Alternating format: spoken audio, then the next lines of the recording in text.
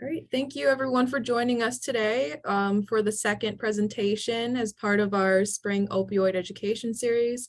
My name is Ryan James. I'm a current program specialist with Erie Niagara AHEC, and I'll be introducing our speaker today. Our speaker for today is Cheryll Moore. She has over 20 years of service in her area of expertise. She began her career at the Erie County Department of Health as a public health educator. However, she is now the medical care administrator and director for Erie County Department of Health Opioid Taskforce. In her role, Cheryll has played an integral part in Erie County's response to the opioid crisis. She has been instrumental in obtaining over $3 million to combat the opioid epidemic and in training over 10,000 first responders and the public to recognize signs of an opioid overdose and to use intranasal naloxone to prevent fatal opioid overdoses. Thanks to her hard work, over the past few years, Erie County has experienced a decrease in opioid fatalities.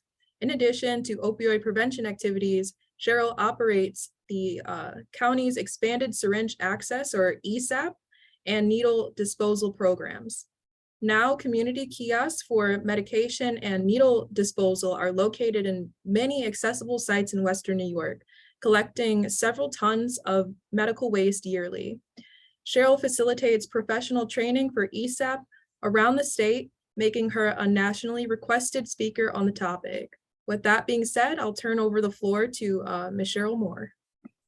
Thank you so much. It was very kind of you.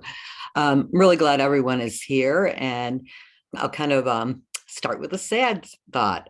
We talked about the numbers going down of opioid deaths, but actually in the past couple of years, they've gone up. Harm reduction has become much more important just for that reason. The isolation has changed things. People's mental health was severely affected during COVID. Our isolation from family, friends, community, work members, much different time. People internalized a lot of things. They self-medicated, and they really tried to be healthy and happy, but in a way which was very dangerous.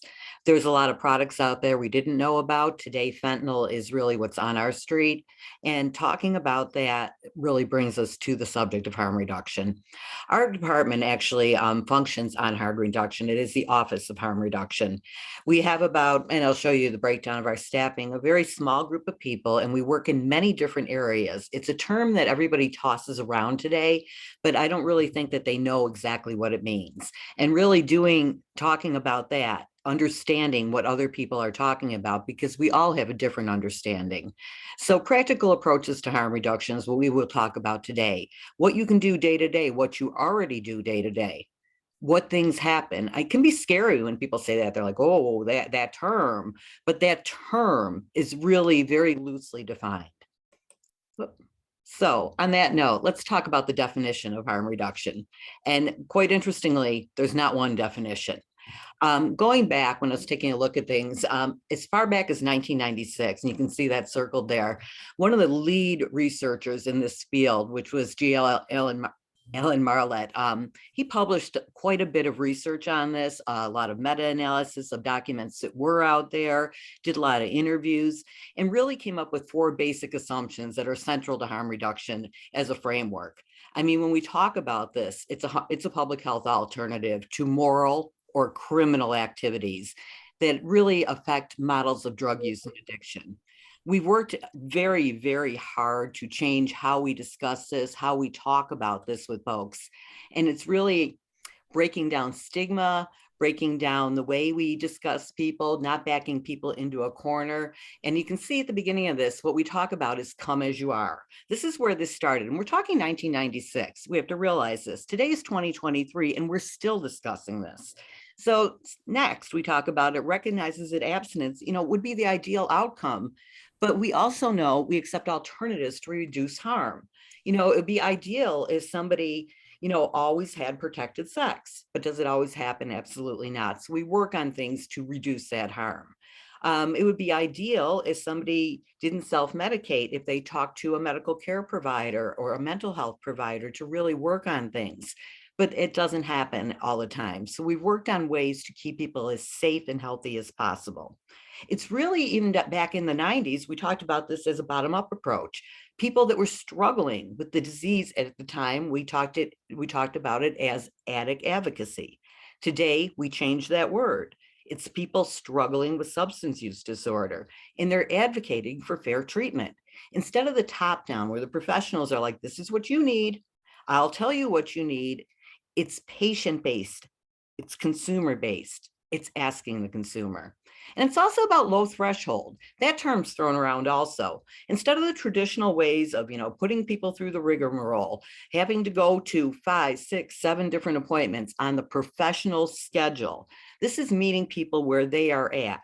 Harm reduction has become a very loosely tossed around term, as I said, but it's also something we do need to understand what we're talking about. So then we talk about the National Harm Reduction Coalition.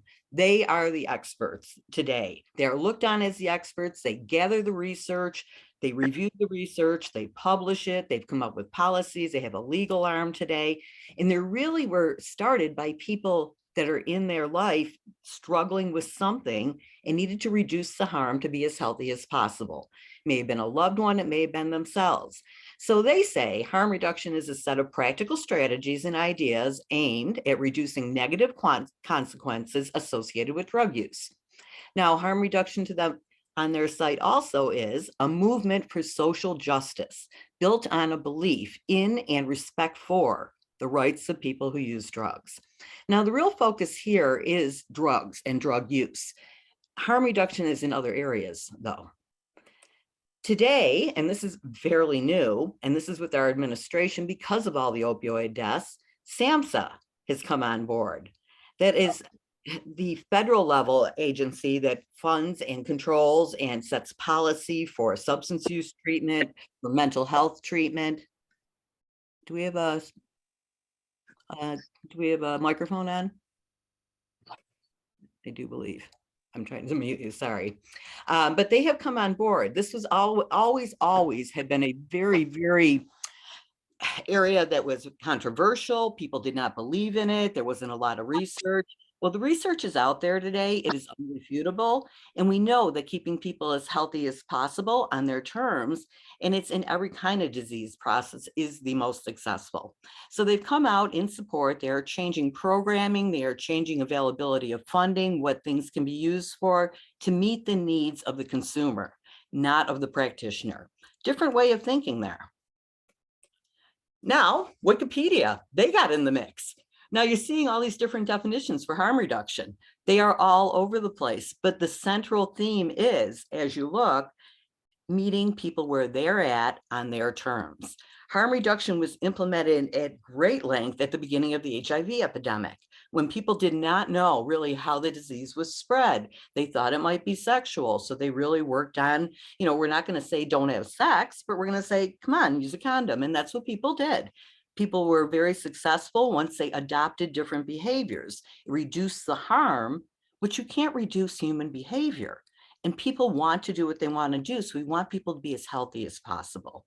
When we talk about substance use in particular, we talk about things such as needles, needle exchanges. They were very controversial many years ago. Today, they're very prevalent.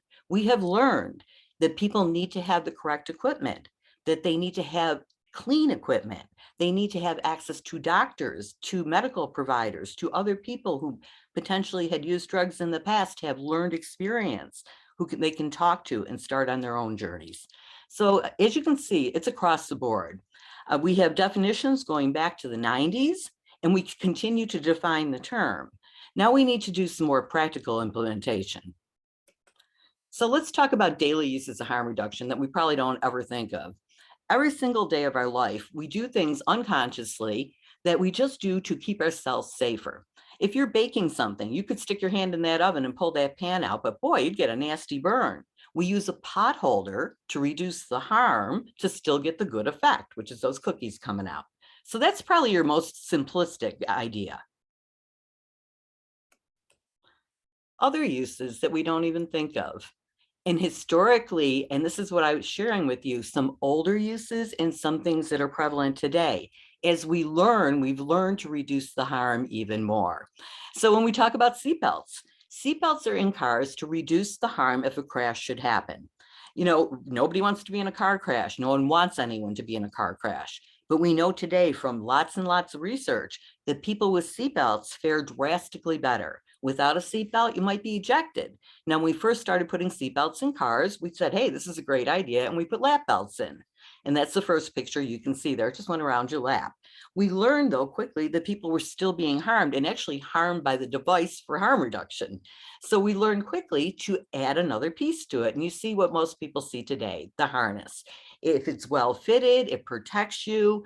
It doesn't do damage to you. It prevents you from damage.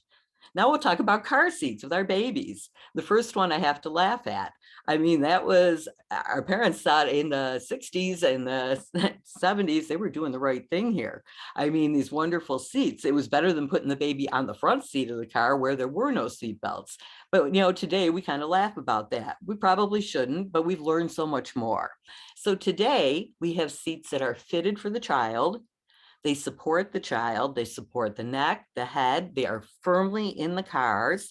We have things such as car seat check days where people will teach you how to install it, because we know if you are in a crash, that baby is going to fare much, much better. Children are very, very safe in them. There's a lot of protection for them, unlike back in the day where this metal seat that you're seeing there was there. Daily uses. Every single day, this is what people do. Preventing STIs. I talked about that. People are human beings. If people are going to have sex and they don't know about their partner's status, they really need to protect themselves. There's many different options for different people. Simply harm reduction. We have things such as PrEP today, which prevents HIV. If someone is negative, they can take a medication and they can take this every day and it will prevent them from getting it. Now, for someone else, we are also talking about medications which decrease viral load so far down for people that are already infected, so far down that they're no longer transmissible. Different types of prevention. It depends on people. As you can see here, we talk about condoms, and that's not a one size fits all. Many different assorted types to find the thing that's comfortable for a person that they would like, because we want their sex to be pleasurable, but you need to reduce the harm so that you don't get sick. Pretty simple concept here.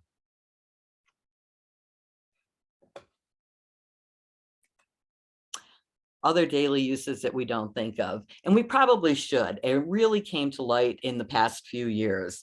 Since the COVID vaccine came out, there's been a lot of discussion on it, but we do know from research and facts that people that are vaccinated get less sick.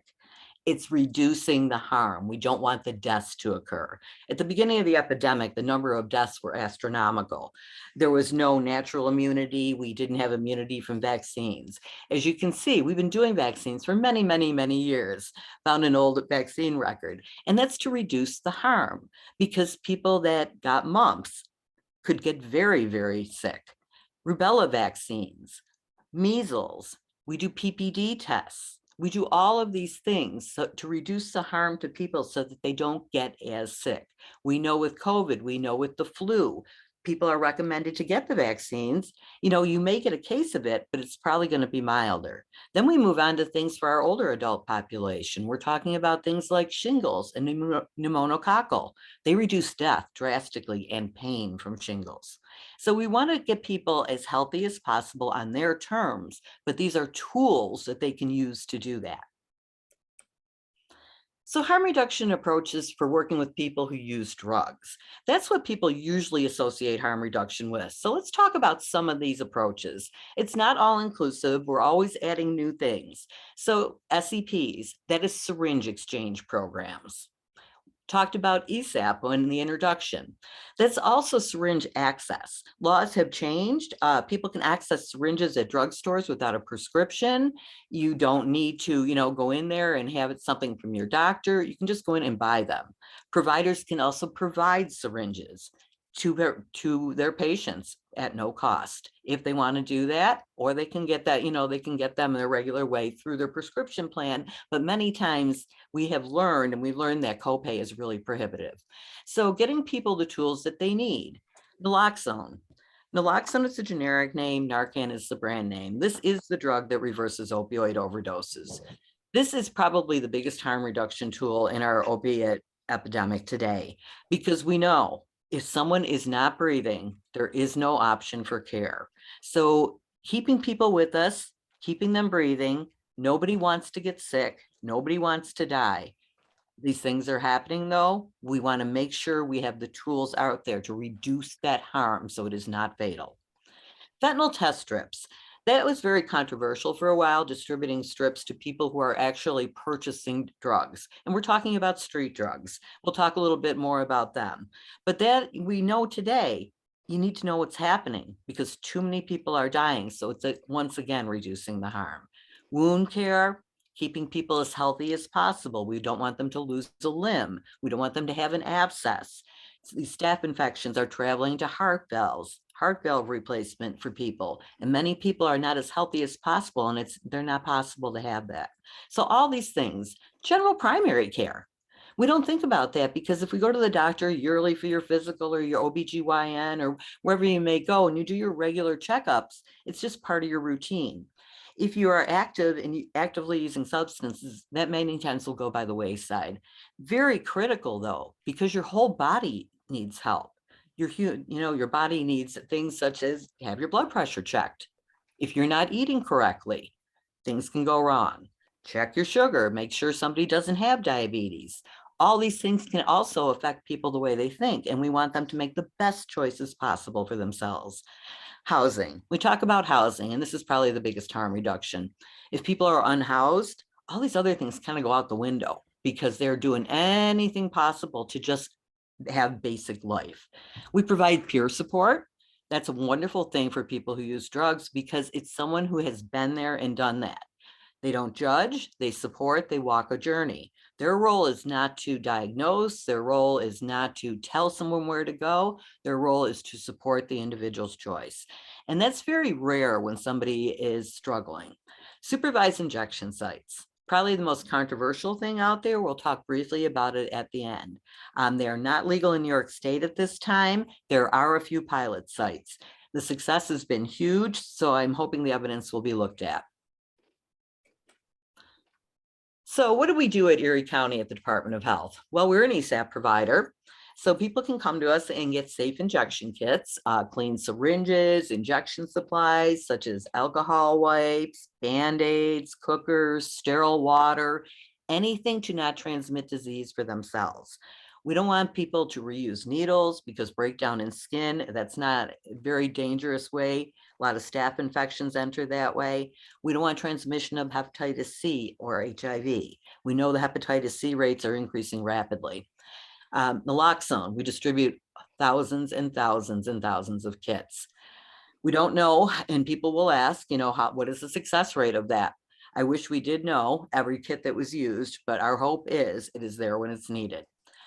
We distribute fentanyl test strips. Once again, like I can't say enough about that. People need to know what they're getting into. We'll talk a little bit more. Wound care, safe smoking kits, peer support, and we also have disposal options for used syringes, for old medications. Temptation is terrible for someone if they're trying to go on their journey of recovery. We can't have old medications laying around the house. It's not fair to someone. If you don't need it, get rid of it. So in Erie County, we have a syringe access and disposal program. This is ESAP. This is what we talked about. So there's two sides to this program, and it is a law. One side of it is access to clean syringes, access to things that you need to go along with them. The other side of it is the appropriate disposal. People really need to have access to these things so that they are not leaving syringes around. They're not getting communities upset. We have issues with communities, neighbors, they complain, and you can't blame them, rightly so. So helping the individual who is using syringes to get rid of them appropriately so that they can decide when and if they are ready to start their journey of recovery. Prescription drug drop-off programs, those are huge. If we have extra medications, we need to get rid of them appropriately. Now, syringe exchange programs, we do not offer one at Erie County Health Department, but who does is Evergreen Health Services. This is a program that is funded and supported by New York State Department of Health, Office of Drug User Health. These are drug user health hubs. They offer many services, much more so. Clients register with the facility, they bring in used needles and sharps and exchange them one for new ones. There's no cost to this in any way, shape, or form. With ESAP, at a drugstore, they can purchase syringes. From the health department, we do provide them for free. There's wraparound servicing at a syringe exchange program that may not be available at other places. HIV and hepatitis C testing and care, connection to mental health care and primary care. There's a drop-in center for clients. More things, more services directed directly to the client population. ESAP drug and sharps drop-off kiosks are all over Western New York. And I just wanted to give you the breadth of it where they are. So there's no reason for people to really hang on to things. I know many of them are in police departments, but this has also engaged our local law enforcement to change the way that they think. The head of the DEA has come out and has said in no uncertain terms, we cannot arrest our way out of this. We need to treat our way out of this. They're looking for high-level drug dealers, but not locally. So they are very supportive of doing things to help people along their journey, such as providing services like this. Let's talk about Narcan. This is probably, as I said, the biggest tool that we do distribute. Narcan is simply first aid, and we've been working in our community to change the language, getting people to understand that there should not be a stigma about this medication. You never know when you're going to need it.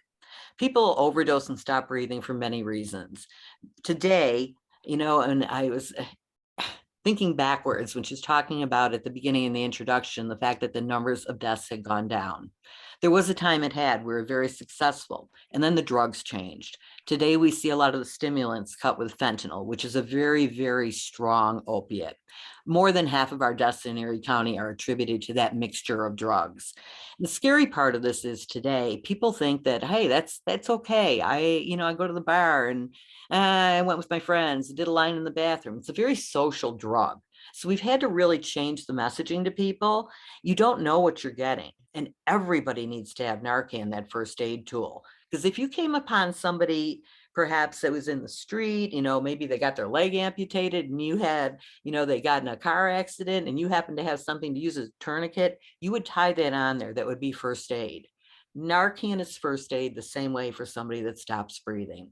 So trying to take the stigma away from it and in people's heads, get folks to understand this isn't about any particular individual. It could be anyone. We've opened up the availability through our office through many, many mechanisms. And this is part of our harm reduction plan, to take all the barriers possible out of the way to get these tools into people's hands. People still have a thought that, oh, they're going to point a finger at me. They're going to think I'm doing something wrong. Well, they're really not. Interestingly enough, it was interesting. I went into a place and I happened to have Narcan in my pocket. And it was a place I got scanned through. The security officer asked me there and they're like, well, why do you have Narcan? I said, well, it's just me. I carry it and I train other people on it. And I actually offered to give him the Narcan. He's like, so you would just do that and save somebody else? I'm like, well, yeah, that's kind of what we want people to do.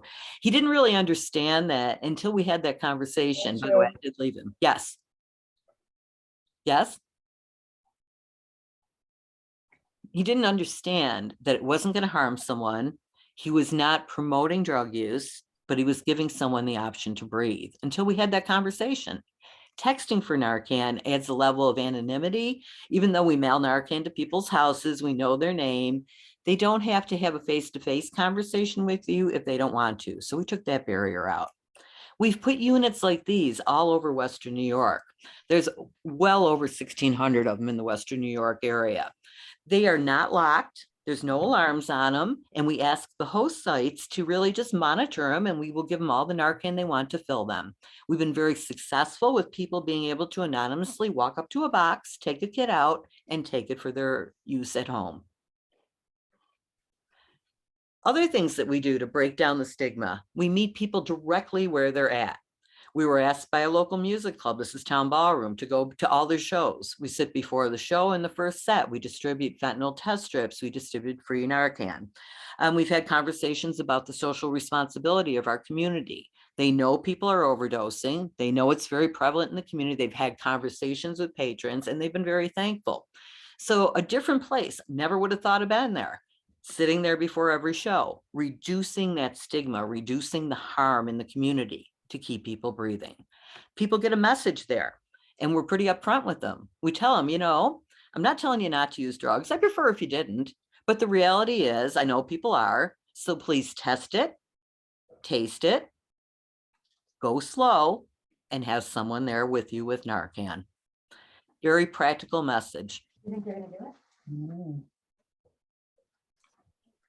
Other things that really have become much more widely distributed and known about in the community, really breaking down the shame of people, getting people the help that they need when they need it. When people are alone, there's nobody there. So implementing a program which really was expanded during COVID. It's a peer-run agency. They're at the New York, New Jersey area. It's called Never Use Alone. So there's no shaming, there's no preaching, there's no tracking. If somebody's going to use something, just call up and talk to this operator.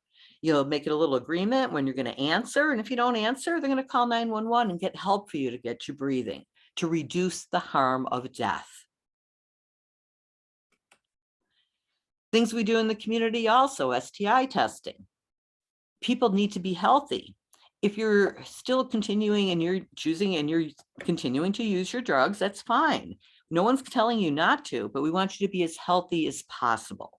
Drugs can really mess with the immune system when you use them long-term. People tend to not eat right, not take care of yourself. You're not out there drinking enough water, none of the things that you need to do to take care of yourself. If you are struggling with substance use disorder, that's your priority, not the rest of everything. So we try to bring services directly to individuals where they are. We meet them on their terms, wherever they want to be. This is a mail-in kit, very simple, and really brings a service to people on their terms, whether it's on our truck, whether it's at an event, whether it's in a bar. So our outreach in the community, we do this regularly out of our office. We do new responses because of the isolation from COVID. We've learned this. People are disconnected from their public interactions. There's new homeless populations. People have lost housing, much different, and they don't know, they're struggling, and they're struggling hard. People are self-medicating, and then they're also doing things that they think is safe, which really aren't. We do pop-up community events wherever we look at these areas. If we see an area that has a high amount of overdoses, we will show up there in the next day or two, handing out Narcan, educating people about the dangers, making sure they have test strips, offering to link them to care. One of the things that we found very, very successful, we call curbside care. We actually sit on Pearl Street outside of the social services area where there's emergency services for housing, where we know people go to immediately when they're really, really in a bad way. So we've been able to link people to care literally on the street. We do tabling out there. We get Narcan out. People have come to they've come to count on this. They can get their substance use supplies, they can get a referral to a doctor, they can talk to a medical provider and get linked to their journey of recovery if they so choose. We go to St. John Canny regularly on the corner of Broadway and Swinburne. We know for many, many years, this has been a huge area of sex trade. It's an area of transmission of disease and high drug use and overdose. We really try to work with folks, link them to care, get them the treatment they need, get them linked to primary, medical, mental health, whatever need be. Fridays are pretty open and our team is very flexible. As I said, once again, if there's an area which reaches out to us, perhaps there's a concern, we will set up there, we'll go do street outreach, we will walk the streets, whatever need to be. So these are kind of the example of what I'm talking about. And this has become known actually in the community. When we are not there, they're looking. So we have a very visible truck, but it's very friendly. It's not, we don't have big badges on. People are dressed down. They meet the consumer where they are. These are the types of things we distribute when we're out there. So we have COVID vaccines. We have flu vaccines when available. We have Narcan kits, and we'll train you how to use it right on the spot.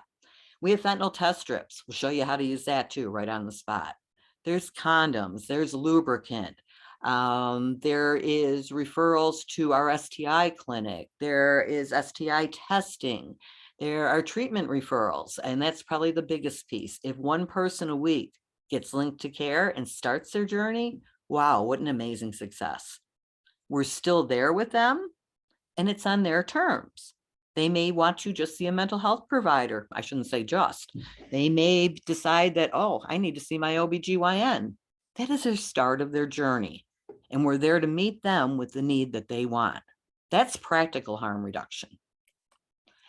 So just to give you an idea of the scope of what we distribute in the community, interestingly enough, we had our task force meeting this week, and this supply distribution probably stood out more than anything. When we talk about safe injection kits, just in one, it's not quarter 42, it's quarter 4, I apologize. We talk about safe injection kits, and a kit consists of 10 syringes, a sharps container. What else do we have in it? Alcohol wipes, Band-Aids, sterile water. That's what a kit consists of. I mean, we're talking about 750 kits almost there. That's crazy. When we talk about, and comparably, we are seeing the disposal in the kiosk because we see the weight come back. When we talk about the fentanyl test strips, that has blown up the request for them.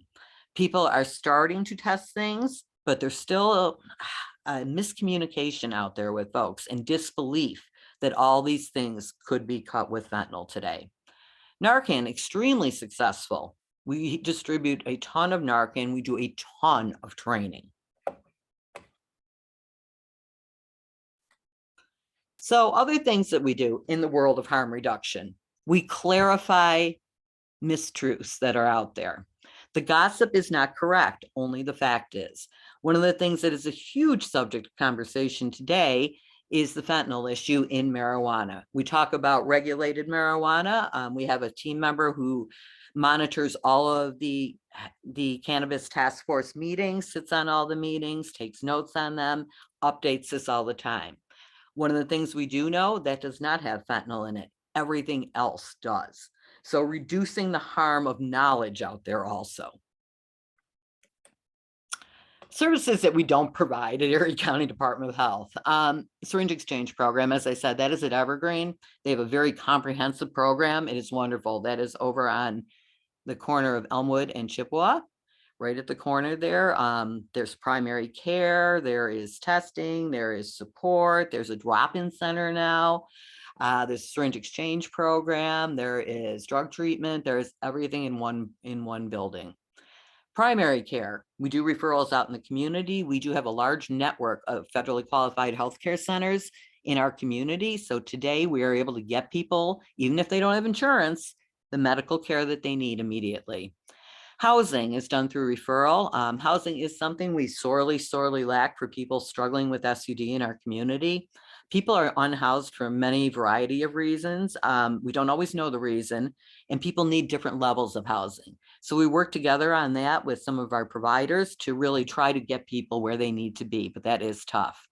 Supervised injection sites, the topic everybody wants to talk about, but nobody wants to talk about. Supervised injection sites in New York State still are not legal. They are not legal in the United States at this time. There are some pilots. There's one in Philadelphia. There is one in Washington Heights in New York City. There is one in Ithaca, New York. They have been tracking the data meticulously for about the past 3 years, I believe, mid-state, and New York City, it's been many years. These have been kind of underground. But the data is there. It is hugely supportive.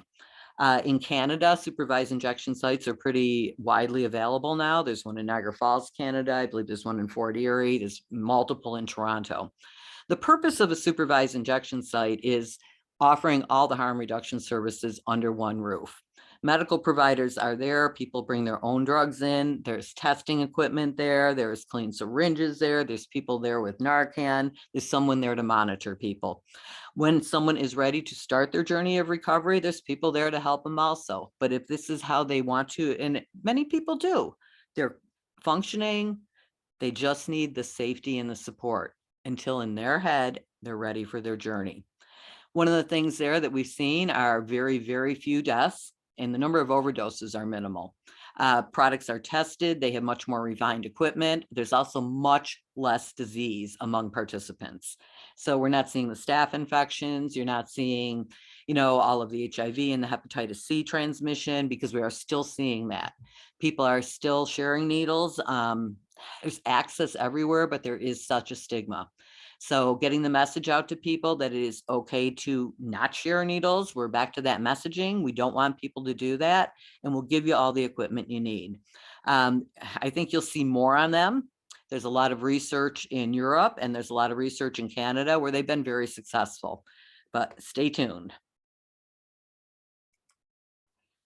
And on that, I'll take any questions anybody has.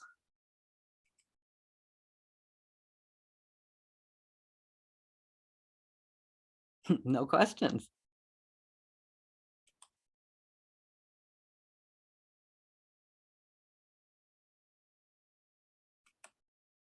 Okay. Cheryl, I have a question, if I may ask.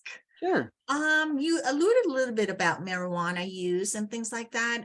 Can you talk a little bit more about the future plan in addressing potential harm reduction related to marijuana usage?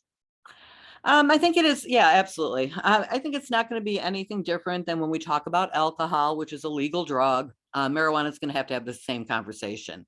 You know, no drinking and driving, no smoking and driving, no eating edibles and driving. This is all about reducing the harm to the individual, making sure that people are not overusing, that they are, you know, not taking extraordinary amounts, that they know what they're getting into, that they also know their health condition. You know, many people should not smoke, period. So, you know, we all need to know our own health condition. So I think we're going to have that conversation. It's a great question you asked, and it needs to be an ongoing conversation. It cannot be, you know, brushed under the table. Some of the things that we are looking at that I know are being very closely monitored, labeling, packaging, particularly labeling that is not appealing to children. This is a huge, huge issue. Many of the products that are out there today illegally and that you can get in different places, black market products, you'll see something that looks actually like a bag of Doritos. It's not Doritos, you know, but it really looks like it. So that is one of the things that I do know the control board. I mean, Jen sits on it meticulously and takes notes. They are on that. They are being very careful about that. Other states have not looked at that as closely, I believe. So I'm hoping we've learned from past mistakes, I guess you would say. Speaking of marijuana, particularly medical marijuana, that has been used in harm reduction when we talk about opiate use disorder. People have been very successful actually starting their journey on recovery, using that as their medication for opiate use disorder. So harm reduction with another product, yes, that's true. That's how that works also. Because I know my colleagues over at UB School of Nursing are beginning to standardize the way that we diagnose potential substance abuse or use excessively in patient as well, because it's, you know, it's sort of like you said, alcohol, you know, at what level it's considered to be Problematic. Yeah, problematic. Yeah, thank you. Yeah, you're welcome. No, I think that's something we're going to have to look at. And I think we're going to have to see, we need to look at it from the medical perspective, not just the DSM perspective. Let's see, microphone, things like curbside care. I have a question, how I can become more involved in things like curbside care and other things with harm reduction. You can send our office, Opioid Taskforce at erie.gov an email, and we can talk about that and set up a meeting to talk about it. Absolutely. My contact information is on the first slide at cheryl.moore at erie.gov. More than happy to take any questions, any, you know, different programs. We far from know everything, let me tell you. We are just the umbrella agency at the county, and we learn new partners every day, and we like to have new partnerships, new programs, ways that we can collaborate in the community. Our goal at our office really is the community guides us. We ask, you know, and if we see things that are, we're totally data driven. So looking at the data, when we see increases in numbers in different populations, different ages, you know, we reach out to the different groups that reflect a population, whether it be neighborhood specific, whether it be age specific. We're talking about the overdose deaths, and in particular, we are seeing a much older population today. So we're really working with workplaces. This is someone that works every day. We're working with unions. We're working with, it's a whole different dynamic. So, you know, really just letting the data guide, but then at the same time, getting the messaging out as carefully and succinctly as possible.